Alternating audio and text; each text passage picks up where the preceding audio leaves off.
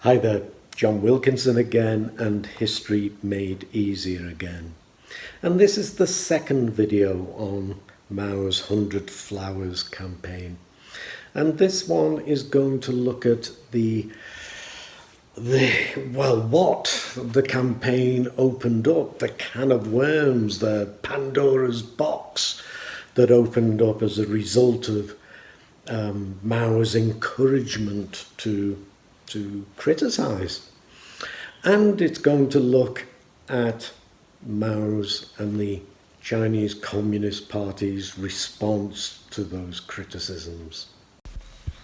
So what did the 100 Flowers campaign produce in the way of criticism?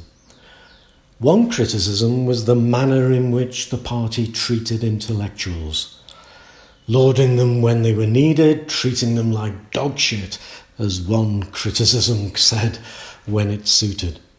An engineer went so far as to say that they were less subdued under the Japanese occupation, concluding that everyone had learned the technique of double talk. And this, a man speaking before George Orwell had written 1984. There were complaints that the old feudal attitudes towards women persisted, even among party members. Too little attention had been given to medical care. The oppressive burdens placed on the peasantry came in for criticism too, as did the growing gap between town and countryside. Specifically, that too much attention had been given to the cities. There were also complaints about the lack of workers' control in the factories, the lack of free trade unions, and the new system of wage differentials. There were anti-Soviet comments too, but so too was the Chinese Communist Party's uncritical acceptance of Soviet economic planning, Soviet education policies, and its school curricula. The party's monopoly of power was criticised. The party had become a bureaucracy, monopolising power and privileges, and was utterly distanced from the people. An aristocracy divorced from the people was one criticism, and the people treated as slaves was another. One newspaper editor identified the key to the problem as the idea that the world belongs to the party. I think a party leading a nation, he went on to say, is not the same thing as a party owning a nation. Party officials were criticised for acting no different from the traditional mandarins or the nationalist bureaucrats. They lived in special residences, enjoyed special medical care. Their children went to special schools, and they enjoyed access to privileged recreational facilities and vacation resorts. Even Mao's style of leadership was criticised. A university professor referred to his arbitrary and reckless authority. And this was all unleashed, once it all got going, in little more than a month. There was a heap of pent-up criticism. At Beijing University, the students created a democracy wall for critical posters to be displayed. And crowds of thousands listened to students talk at the Democratic Plaza at the university, as it was renamed.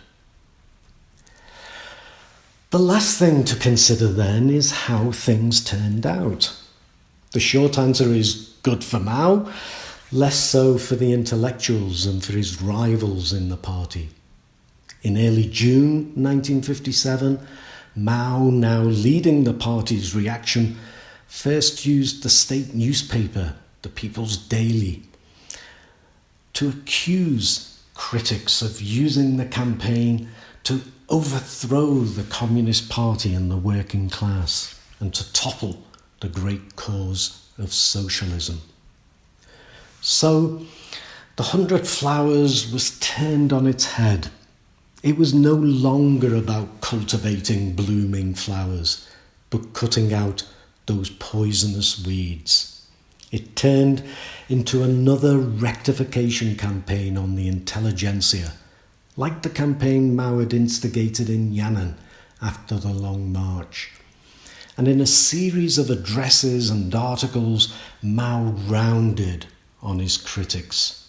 He had agreed with them on major issues, particularly their calls for greater equality and less bureaucracy, and too their anti-Soviet comments.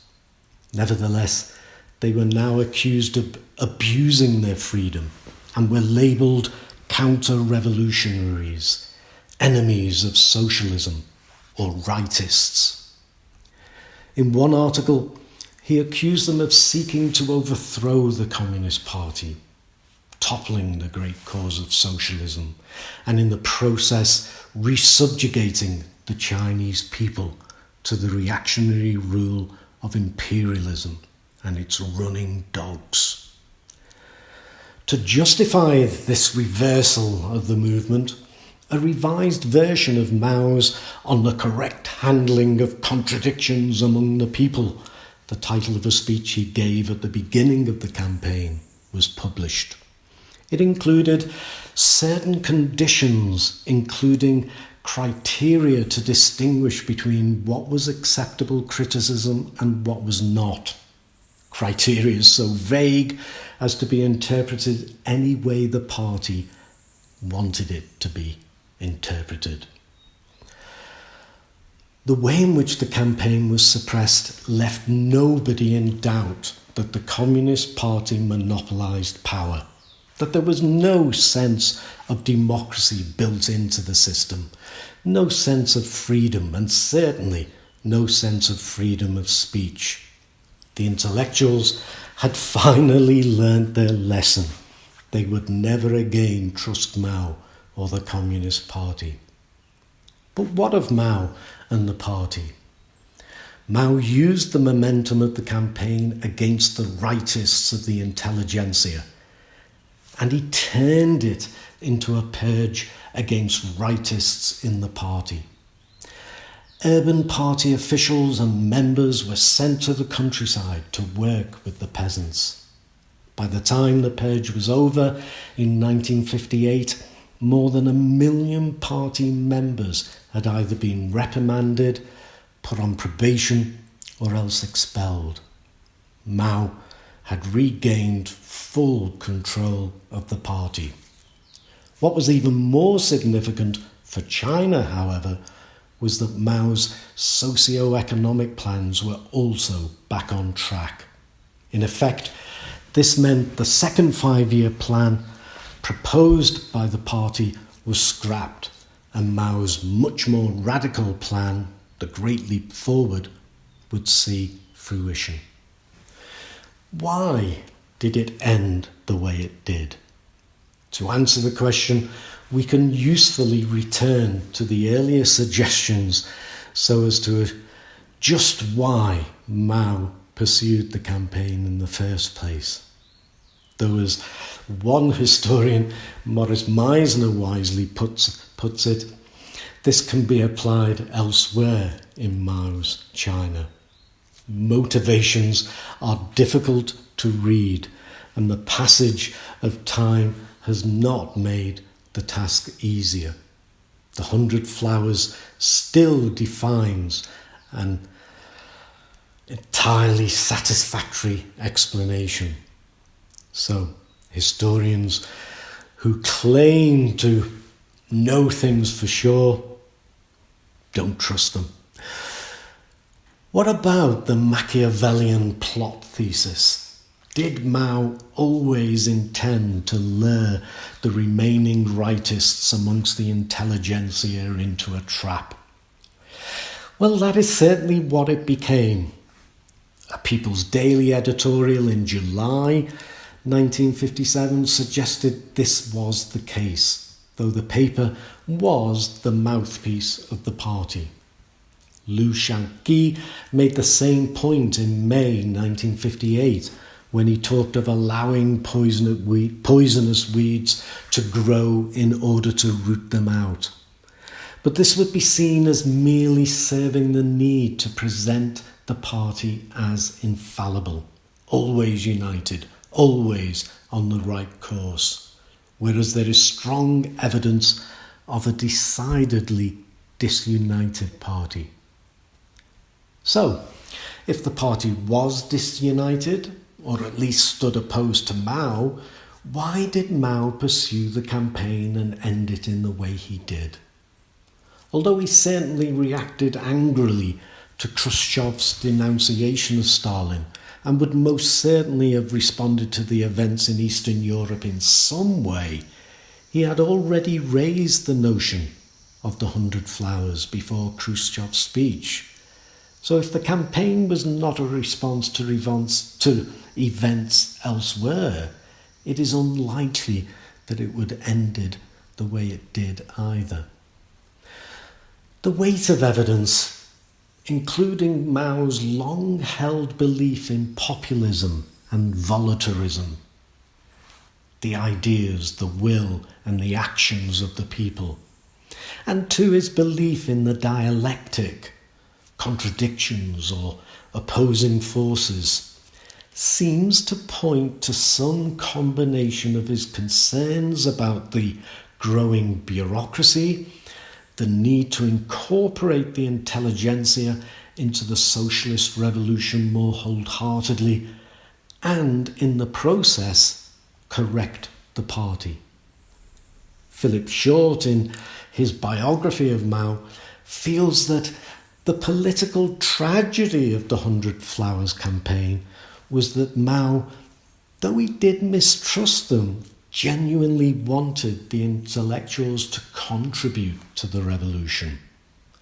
Always aware of the inevitability and to the desirability of the dialectic, those contradictions, he told the party that his goal was, and we quote, the creation of a political environment where there will be both centralism and democracy, both discipline and freedom, both unity of purpose and personal ease of mind and liveliness.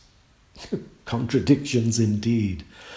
But Short goes on to add that Mao, so convinced as he was of his own correctness, could not understand why people would think differently.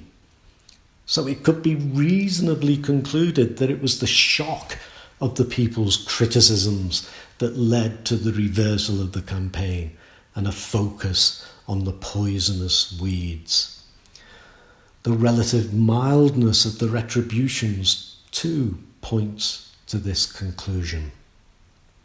Morris Meisner would most likely not discount any of that, but he points to another of Mao's long-standing beliefs linked to that dialectic and the notion of struggle.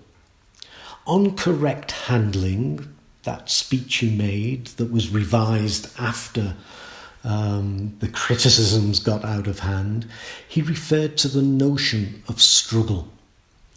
True not only in the past and present, it is necessarily true in the future also, he said.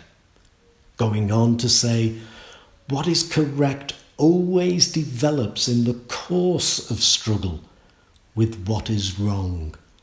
The true, the good, and the beautiful always exist in comparison with the false, the evil, and the ugly, and grow in struggle with the latter.